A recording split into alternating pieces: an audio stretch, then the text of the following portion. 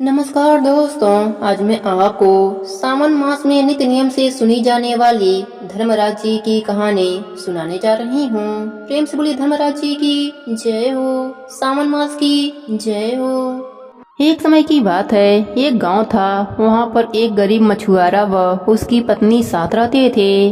उसका कोई भी औलाद न था। इस कारण मछुआरा व उसकी पत्नी बड़ा ही चिंतित रहते थे। मछुआरा रोज जाल लेकर नदी पर चला जाता और मछली पकड़कर बाजार में बेचा करता और अपने दुखी जीवन को जीता। इसी तरह एक दिन वह मछुआरा जाल लेकर नदी पर मछली पकड़ने गया। वह जाल को अनेकों बार नदी में डाला, पर दुर्भाग्यवश एक भी मछली जाल में नहीं फंसी। वह उदास होकर घर आने लगा। रास्ते में एक पेड़ के नीचे एक साधु ध्यान लगाकर बैठे थे। वह मछुआरा साधु के पास आकर बैठ गया। साधु ने जब अपनी आंखें खोली तो पूछा, पुत्र, तुम इतने चिंतित क्यों हो? तब मछुआरा ने कहा, ब्राह्मण देवता, मेरे जीवन में बहुत सारे दुख हैं। मेरा पहला दुख तो यह है कि आज मेरे जाल में एक भी मछली नहीं पड़ी जिसको बेचकर बाजार में रोटी का इंतजाम करूं। आज तो गरीबी के कारण भूखे ही सोना पड़ेगा।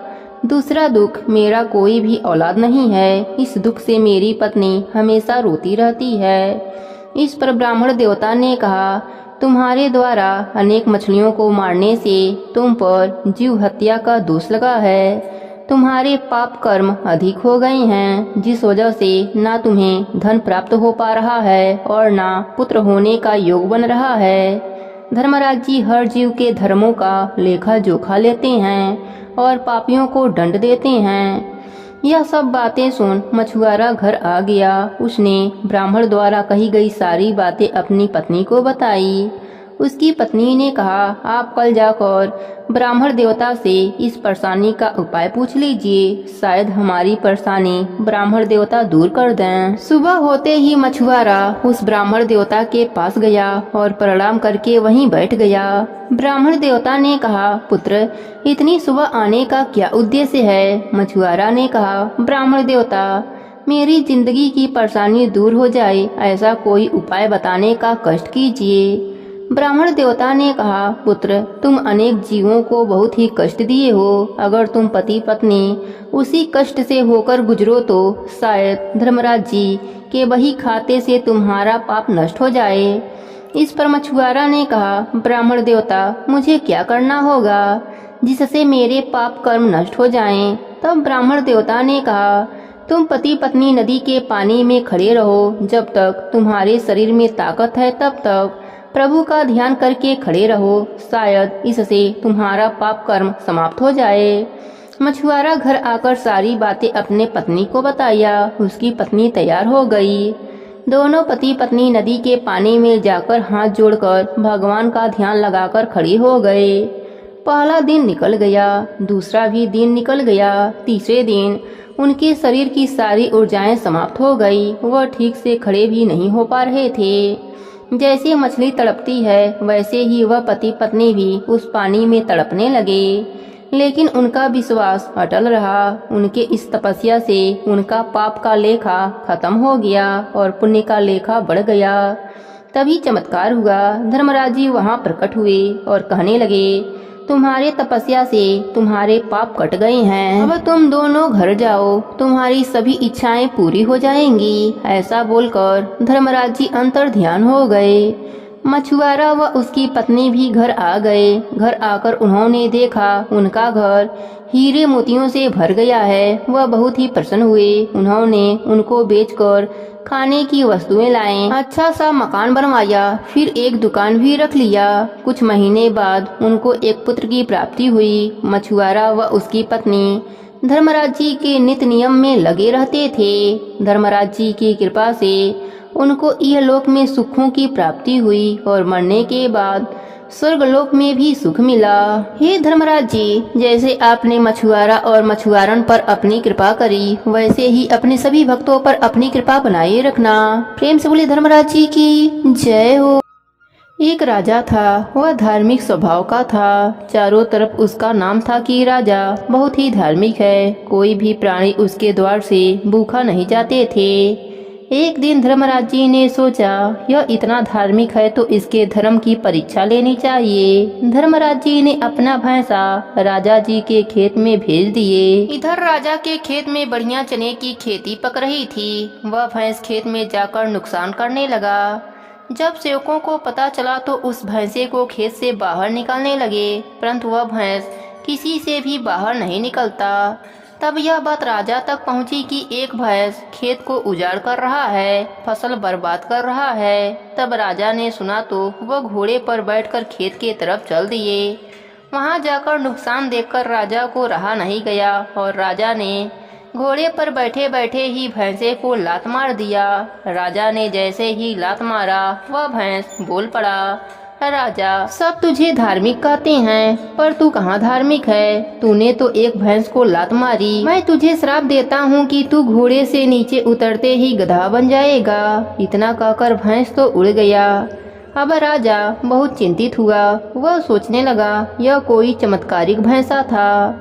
राजा सोचा, घोड़े से उतरूंगा तो गधा बन जाऊंगा, इसलिए राजा अब महल में भी घोड़े से नहीं उतरा। रानी ने सोचा, आज क्या बात हो गई, राजा आज महल में भी घोड़े पर ही बैठे हैं।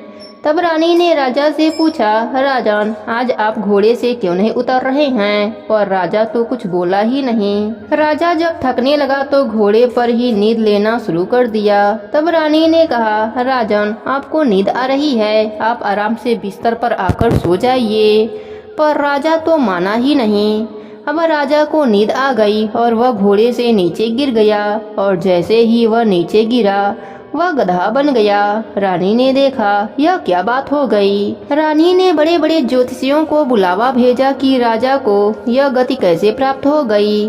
तब पंडितों ने बताया कि राजा ने धर्मराज जी के भैंसे को लात मारी है, यह उसी का पाप है। रानी ने पूछा, अब क्या करें? राजा इस श्राप से कैसे मुक्त होंगे? तब पंडितों ने बताया कि यदि कोई व्यक्ति धर्मराज जी की कथा व्रत करता हो, उसका फल वह राजा को दे दे तो यह फिर से मनुष्य रूप में आ सकते हैं। रानी ने चारों तरफ सेवकों को भेजा कि पता लगाकर आओ, धर्मराज जी के नित्य नियम को कौन निभाता है और वह अपने पूजा का फल राजा को देगा क्या। इसके बदले में वह जो कुछ भी मांगेगा उसे मिल जाएगा। चारों दिशाओं में सेवक भेजे गए। तब एक बात पता चली कि चमार की पत्नी धर्मराज जी की कथा कहानी करती है। सेवक उस चमार के पास गया और उसको सारी बात बताई और कहा कि उसकी पत्नी को उसके साथ भेज दो। परंतु वह चमार बोला, मैं अपने पत्नी को धर्मराज जी के कथा का फल तो देने दूंगा, पर मेरी भी कुछ शर्तें हैं। सेवकों ने कहा, बताओ तुम्हारी क्या शर्त है?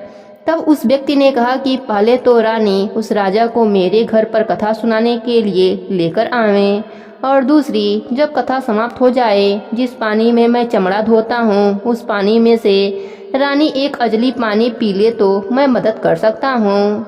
सेवक डरते हुए रानी के पास गए और उस व्यक्ति की सारी बात बताई। रानी ने कहा, ठीक है, मैं अपने पतिव्रता धर्म के लिए, अपने सुहाग की रक्षा के लिए कुछ भी कर लूंगी। रानी उस गधे को रस्सी में हुए उस चमार के घर ले गईं। जब वो वहाँ गई तो उसकी पत्नी ने गधे के सामने बैठकर धर्मराज जी की कथा कहानी कही और संकल्प लिया कि हे धर्मराज जी, मैंने अगर सच्चे मन से आपकी कथा कहानी सुनी हूँ तो मेरा सारा धर्म इस गधे को मिल जाए और यह फिर से मनुष्य योनि में आ जावे। परंतु जैसे वह संकल्प करने लगी तो उसके पति ने उसका हाथ पकड़ लिया और कहा, अगर रानी पानी पिएगी फिर तुम संकल्प छोड़ोगी। रानी ने तुरंत अपने पति के रक्षा के लिए कहा कि मैं अपना धर्म निभाने के लिए यह सब कर रही हूँ, भगवान आप मुझे क्षमा करना। इतना कहते ही वह कुंडे में हाथ डाली। हाथ डालते ही वह कुंडा सोने का हो गया और वहाँ दूध की धारा बहने लगी। रानी ने उसमें से एक अजली भरकर दूध पिया और अपने सतीत्व की रक्षा करी। तब उस व्यक्ति को बड़ी लज्जा आई। उसने अपने पत्नी से संकल्प छुड़वाया। राजा पुनः मनुष्य रूप में हो गए। राजा ने उन दोनों पति पत्नी को बहुत सारा धन दिया और धर्म का भाई बनाया और अपने महल में चला गया। राजा ने पूरे नगर में ढिढोरा पिटवाई कि कोई भी धर्म करो तो उसका पता किसी को भी न चलना चाहिए और कभी भी अहंकार नहीं करना चाहिए। हे धर्म धर्मराज जी अपने सभी भक्तों पर अपनी कृपा बनाए रखना। प्रेम से बोलिए धर्मराज जी की जय हो। एक समय की बात है, एक नगर में एक साहूकार रहता था। वह बहुत धनवान था, लेकिन कभी किसी को दान नहीं देता था और ना ही पत्नी को दान करने देता था। पत्नी बहुत परेशान रहती थी। वह व्रत पूजा पाठ करती तो सेठ बहुत चिढ़ता था कि क्यों यह सब करती हो, लेकिन सेठानी चुपके से कुछ ना कुछ दान करती रहती थी। एक बार सेठानी ने सत्संग में सुना कि गाय दान जरूर करनी चाहिए। गाय दान करने से मरने के बाद गाय आगे मिलती है तो गाय की पूंछ पकड़कर यमलोक जाते हैं। गाय सीधा बैकुंठ लोक ले जाती है। गाय में 33 कोटि देवी देवताओं का वास होता है। इसलिए मनुष्य जब तक जिए गौ सेवा करे, वह दान करे तो मरने के बाद गाय सीधा बैकुंठ लोक ले जाती है। अब सेठानी ने सुना तो सोचा, मैं गाय दान कैसे करूं? अगर सेठ जी को पता चल गया तो वह बहुत नाराज होंगे। उसने पंडित जी से पूछा कि असली गाय दान नहीं कर सकते तो क्या करें? पंडित जी ने कहा, यदि असली गाय दान नहीं कर सकते तो सोने चांदी की गाय दान कर सकते हैं। सेठानी ने सोचा, यह सही है, मैं सोने चांदी की गाय बनवा लेती हूँ। एक सेठ जी के लिए और एक मेरे लिए दोनों गाय दान कर दूंगी। उसने पंडित जी से पूछा, सेठ जी को पता न चले ऐसा कोई उपाय बताइए। तो पंडित जी बोले कि ऐसा करो, गाय तुम बनवा लो, उसके ऊपर पीली मिट्टी और काली मिट्टी चढ़ा देना, फिर तुम दोनों संकल्प कर लेना। सेठ जी सोचेंगे कि मिट्टी की गाय है। सेठानी को यह बात अच्छी लगी और उसने सुनार से सोने और चांदी की गाय बनवा ली। फिर एकादशी के उद्यापन में सेठ जी को राजी कर लिया।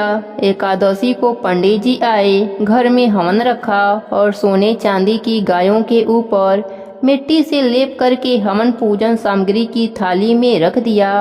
अब सेठ जी बहुत खुश हुए कि सेठानी ने मिट्टी की गाय बनवाकर दान कर रही है। अब दोनों ने हवन पूजन किया और मिट्टी की गाय दान कर दिया। अब कुछ वर्षों के बाद सेठ और सेठानी दोनों मर गए। मरकर ऊपर गए तो बैतरणी नदी पार करनी थी। कहते हैं मरने के बाद गाय ही बैतरणी नदी पार करवाती हैं। अब सेठ सेठानी के पास पीली गाय और सफेद गाय आकर खड़ी हो गई। फिर दोनों ने पूंछ पकड़कर पार उतर गए। वहां जाकर सेठ जी ने सेठानी से पूछा कि हमने तो कभी भी गाय दान नहीं करी थी, यह गाय कैसे और कहां से आ गई?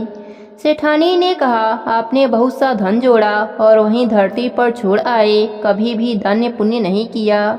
जो दान पुण्य करते हैं, भजन कीर्तन करते हैं, वही सब मिलता है। हमने 2 गाय दान करी थी, यह उसी का फल है। सेठ जी बोले कि वह तो मिट्टी की गायें थीं। सेठानी ने कहा, नहीं, वह सोने चांदी की गायें थीं। आपको पसंद नहीं था दान पुण्य करना, इसलिए मैंने उस पर मिट्टी चढ़ा दिया था। सेठ जी बहुत खुश हुए कि सेठानी तुम बहुत समझदार हो। अगर गाय दान नहीं किया होता तो आज हम कैसे पार जाते? तुमने यह बहुत अच्छा काम किया है। और फिर सेठ जी पछताने लगे कि जीवन में कभी किसी को कुछ भी दान नहीं किया। मनुष्य को दान देते रहना चाहिए। मनुष्य जीवन बड़ी मुश्किल से मिलता है, उसे सत्कर्म में लगाना चाहिए। गौ सेवा, गौ का दान, दीन दुखियों की सेवा जितना हो सके करना चाहिए।